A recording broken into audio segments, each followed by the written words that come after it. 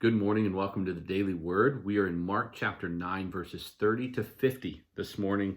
And the key question that I want us to ask in this particular section of Mark's gospel is, who is the greatest?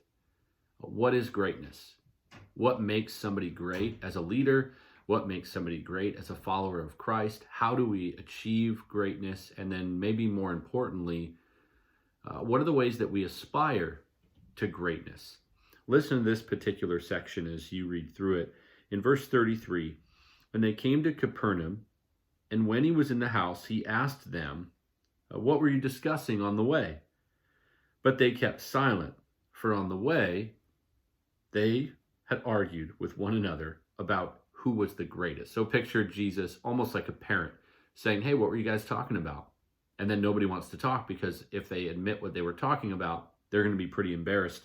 And he sat down and called the 12 in verse 35, and he said to them, if anyone would be first, he must be last of all and servant of all. He took a child and put him in the midst of them, and taking him in his arms, he said to them, whoever receives one such child in my name receives me, and whoever receives me receives not me, but him who sent me. And while there are a lot of significant truths and realities on the other side of those particular verses, I think one of the most convicting things when you read through a section like today's section is the fact that those who want to be first are those who need to be last. The way up is down. Whoever exalts himself or herself will be humbled. The Bible says elsewhere, whoever humbles himself will be exalted. It's a challenging thing for all of us because every human being is naturally going to try to survive. It's a natural instinct to try to be first or push ahead or get out front. It's a natural instinct for a lot of us to be competitive. And Jesus's way goes against the world's way and goes against the sinful nature of our own way when we are truly following Christ. We aren't out front trying to be first. We are in the back last.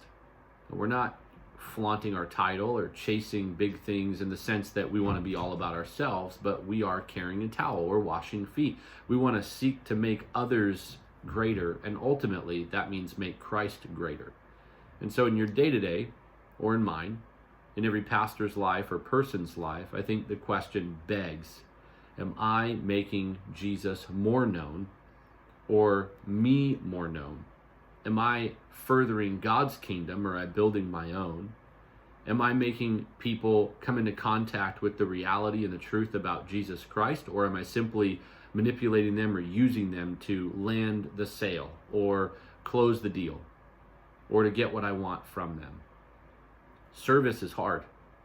Being one who lays down their own life, their own rights, their own will, their own way is true greatness, because I think Jesus understands and knows flat out how hard this is for people to do.